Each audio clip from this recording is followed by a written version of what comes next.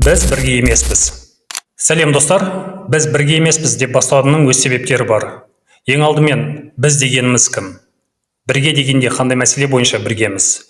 Сұрақ оңай болғанмен, жауап беру қиын. 2024 жылдың көктемінде елімізде су тасқыны алғанына осымен 1 жыл болды.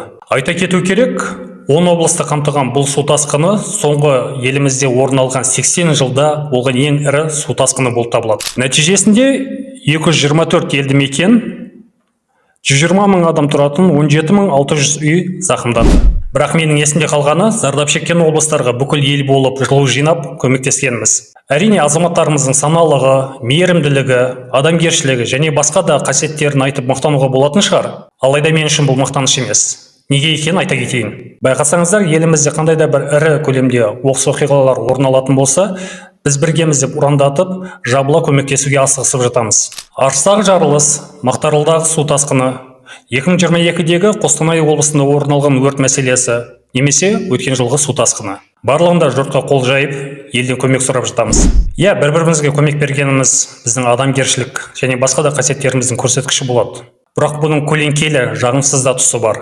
Орыс халқы «Кому война, а кому мать родна» дегендей, осындай алмағайып тұста жеке қалталарын ойлап әрекет ететіндер де аз емес. Өткен жылдың қараша айында Қаржы мониторинг агенттігінің «Біз біргеміз» қорының басшысы Перизат Қайраттың ұстауы да осы мәселенің айғағы. Агенттіктің хабарлауынша, Перизат Қайрат жиналған көмектің 1,5 миллиард қаржыны жымқырған деген айып тағуда. Оның брендтік аксессуарлары, киімдері, жиған мал-мүлкі, қайда қалай демалғаны, оның барлығынан да бәріміз хабардар болдық. Осы тұста түрік халқының ауыл жанған кезде баз біреулер шашын тарайды деген мақалы еріксіз еске түседі. Жарайды, жеке қалтасын ойлап оқыс оқиғаларды күтіп отыратын тіршілік иелері не істесе де өздері білсін. Менің назар аударғым келетіні, мемлекеттік органдар осындайда қайда қарап отырады? Апат кезінде халыққа алғаш болып көмек беретін мемлекеттік органдар емес пе? Неге олар қолында соншама күш, мүмкіндіктер бола тұра осындай кезде халықтан көмек күтеді? Әлде олардың салғырттығын бюрократиялық аппараттың қозғаламын дегенше халық көмектесіп үлгереді деген сылтаумен жылы жауып қоя саламыз ба? Зардап шеккендерге елден көмек сұрағанша, оның алдын алуға жұмсалған қаражатқа бас-көз болу әлдеқайда тиімдірек емес пе? Бұлай айтуының себебі, мемлекеттік бюджеттен оқыс оқиғалардың алдын алуға, төтенше жағдайлардың зардабымен күреске миллиардтап ақшалар бөлініп жатқан жоқ па? Алайда бұл қаражат қалай игеріп жатқаны, қандай жұмыстар атқарылып жатқаны қоғамның назарынан тыс қалуда. Сөздеріме дәлел ретінде Түркістан облысындағы 2024 жылдағы жағдайды айта кетейін. Түркістан облысының төтенше жағдайлар департаментінің хабарлауы бойынша 2024 жылы облыстың аумағында ресми түрде жарияланған төтенше жағдайлар тіркелмеген. Яғни Түркістан облысында 2024 жылы төтенше жағдайлар мүлдем болмаған. Алайда біздің мемлекеттік сатып алу порталының жүргізген мониторингіміздің нәтижесінде Түркістан облысында 2024 жылы төтенше жағдайлардың зардабымен күреске 2 миллиард 451 миллион 224 мың 38 теңге бөлінгенін анықтадық. Яғни 2,5 миллиард теңге. Қалайша? Егер Түркістан облысының төтенше жағдайлар департаментінің хабарламасына сенетін болсақ, 2024 жылы Түркістан облысында ешқандай төтенше жағдайлар орын алмаған. Алайда Госзакуп порталына қарайтын болсақ, болмаған төтенше жағдайлардың зардабымен күреске 2,5 миллиард теңге жұмсалған. Кімдер, қалайша және қандай зардаптармен күресіп жүргені, міне осыған тоқтала кетейік.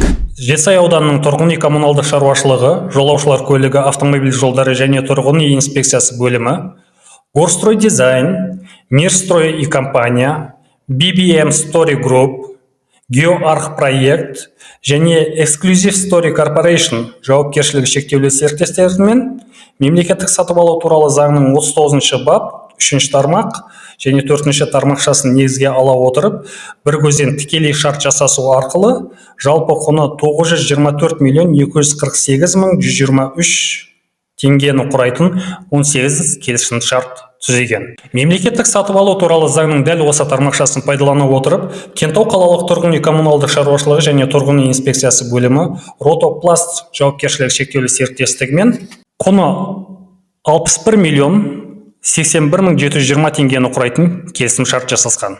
Мемлекеттік сатып алу туралы заңның дәл осы тармақшасы бойынша Мақтаарал ауданының тұрғын үй коммуналдық шаруашылық, жолаушылар көлігі, автомобиль жолдары және тұрғын үй инспекциясы бөлімі Байзиев маркет жеке кәсіпкермен құны 8.208.536 теңге құрайтын келісімшарт жасасқан.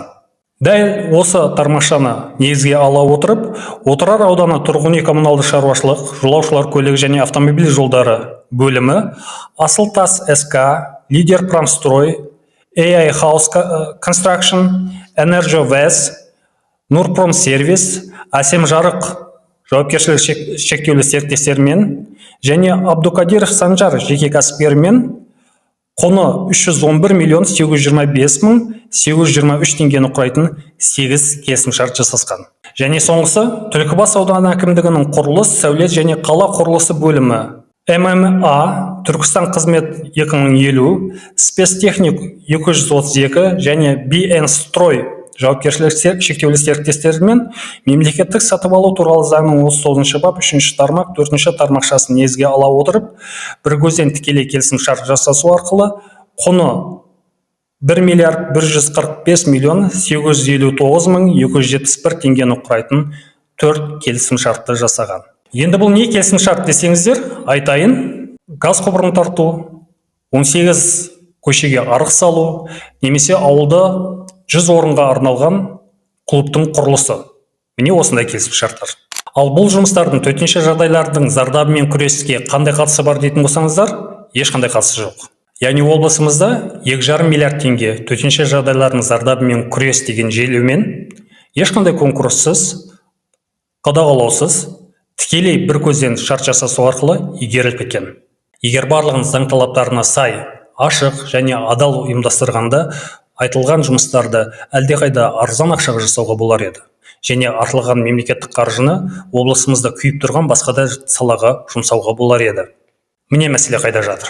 Ал енді аталмыш тапсырыс берушілердің мемлекеттік қаржыны төтенше жағдайлардың зардабымен күрес деп, қатысы жоқ дүниеге жұмсап отқанының себебін түсіндіруге тырысып көрейік. Мемлекеттік сатып алу туралы заңның басты қағидаттары конкурс өткізу арқылы ашықтықты, айқындықты және бәсекелестікті қамтамасыз ету арқылы сыбайлас жемқорлыққа жол бермеу. Мақсаты сапалы жұмысты нарықтағы ең төменгі бағада алу арқылы мемлекеттік бюджеттің қаржысын тиімді игеру. Алайда кейбір санаулы жағдайларда конкурссыз тікелей бір көзден сатып алу арқылы шарт жасасуға мүмкіндік қарастырылған. Жоғарыда айтып өткеніміздей, мемлекеттік сатып алу туралы заңның 39 бап 3 тармақ және 4 тармақшасы дәл осыған қатысты. Яғни әдетте заң бойынша мемлекеттік сатып алулар міндетті түрде конкурс арқылы өту керек. Алайда төтенше жағдайлар кезінде бір көзден тікелей шарт жасасу арқылы сатып алуға мүмкіндік қарастырылған. Себебі аяқ астынан төтенше жағдайлар орын алған кезде конкурс өткізіп уақыт жұмсағанша бір көзден тікелей шарт жасасу арқылы уақытты үнемдеп, оның зардабымен күресуге кірісіп кету. Алайда біздің кеміргіштер заңның талаптарына мысқырмайды да. Олар болмаған төтенше жағдайлардың зардабымен күрестеп, қатысы жоқ дүниеге конкурс өткізіп басына ұртып жатпай, тікелей бір көзден шарт жасасу арқылы кемірумен әлек. Заңның талаптары қайда? Естімедік, білмедік. Бір жағынан біреулер халықтан жиналған қаржыны жымқырып жаса, екінші жағынан мемлекеттік органдар болмаған төтенше жағдайлардың зардабымен күрестеп, бюджетті игерумен әлек. Құзырлы органдар қалайша бұған жол беріп қойды деген сұрақ бәрімізді мазалайды. Бірақ егер жергілікті қоғамдық кеңестерге, аудан, қала, облыс мәслихаттарына мемлекеттің, халықтың жағдайын ойламайтын адамдарды тағайындайтын болсаңыздар, бұл сайлау емес, бұл тағайындау. Онда жергілікті атқарушы билік өзін білемге салынып, ешкім оған шектеу бола алмайды. Ал құзырлы органдарының жергілікті атқарушы биліктердің өзін білемгерлігіне тосқауыл болуға шамасы жетпейді.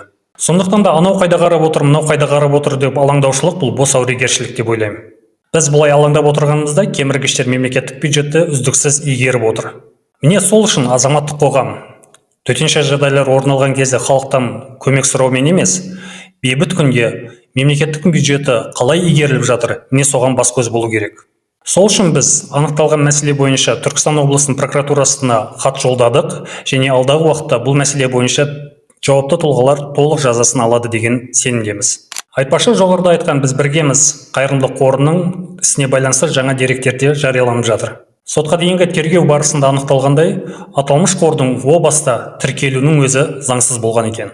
Яғни қаулы бойынша Перизат Қайратты қоса есептеген кезде құрылтайшылардың саны 10. Алайда осы 10 құрылтайшының барлығына қол қойған осы Перизат Қайраттың өзі болып шықты. Осыдан кейін біз біргеміз деп айта аламыз ба? Егер көздегеніңіз бюджеттің қаржысы, яғни халықтың төлеп жатқан салығынан жиналған қаржыны кеміріп жату болатын болса, біз бірге емеспіз. Мемлекеттің мүлкіне жаны ашымайтын кеміргіштер мен апат болған жағдайда көмекке асығатын халық қалайша бірге болсын? Біз бірге емеспіз.